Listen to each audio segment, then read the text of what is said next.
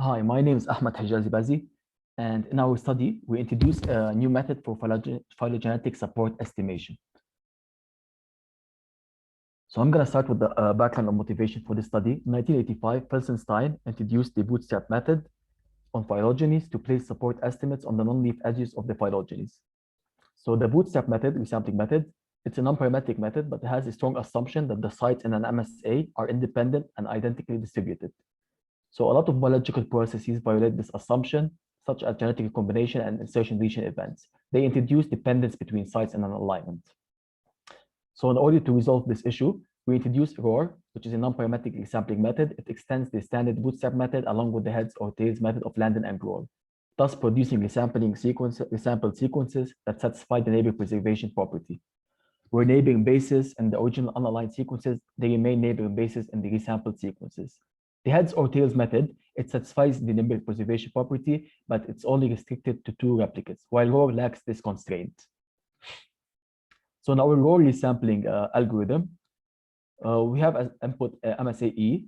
We perform a random walk resampling on E to obtain a resampled alignment. Then the resampled alignments are unaligned to obtain the resampled unaligned sequences, which are realigned to obtain the MSA replicate E prime. Then a re-estimated phylogenetic 3P is computed on the MSA replicate E prime. So the output is the re-estimated MSA E prime and the re-estimated 3P.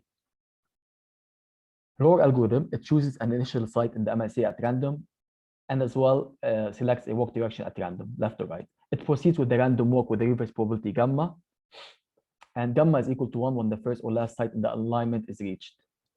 Also, RAWR continues with the random walk until it reaches its stop criterion, which is the length of the estimated MSA.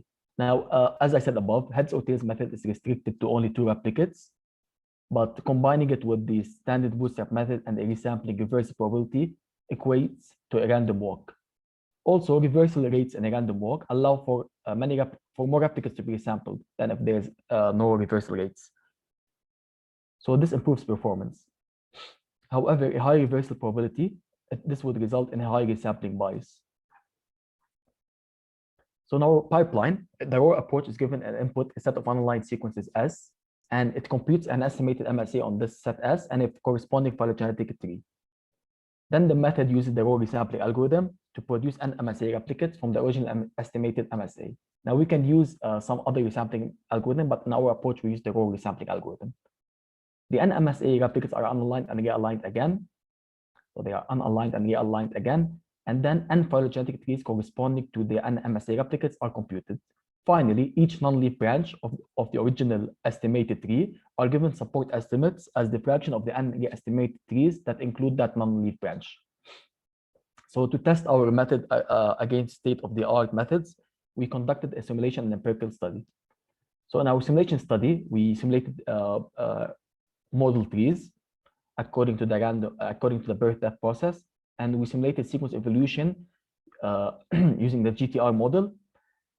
And we used a geometric medium, and we used a geometric gap-like distribution based on a previous study in our lab. So the model conditions, they reflect different scenarios of evolutionary divergence, and the model condition parameters are the number of taxa, height of model 2, and the insertion deletion probability. And in each model condition, we produce 20 replicates. For our empirical dataset, it was extracted from the comparative RNA site and focused on intronic RNA datasets consisting of created alignments. To evaluate our method against other methods, we used the PRAC evaluation criteria, where each confusion matrix consisted of 2 positives, false negatives, and 2 negatives. 2 positives, for example, are the non-leaf edges of the estimated tree that have support estimate greater or equal than the given threshold and are also displayed in the reference tree. In our simulation results, we compared RAWR algorithm against guidance 2 and Bootstrap algorithm, and it consistently returned better performance than Bootstrap and guidance 2 in terms of PRAC values.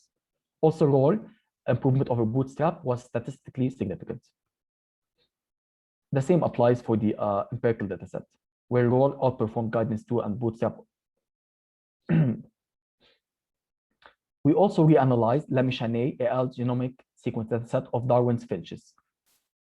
Now, our reported maximum likelihood P was topologically identical to Lamichane's reported tree, except for one internal branch in the tree Finch's clade, which is in the green rectangle here. And this bipartition was the only bipartition that differed between our tree estimate and Lamichane's tree estimate. And in that clade, the RAWR support estimate and the Bootstrap support estimates differed the most, as you can see here. For conclusions and future work, we applied RAWR to the problem of phylogenetic support estimation. Applying RAWR on phylogenetic support estimation performed consistently better than the state-of-the-art approaches in terms of PR AUC values. RAWR's improvement over standard Bootstrap grew larger as evolution divergence and the model conditions increased. And for future work, RAWR is a non-parametric method, so it can be studied on any sequence dataset that has sequential dependence in it. Also, this work was supported by the National Science Foundation. Thank you.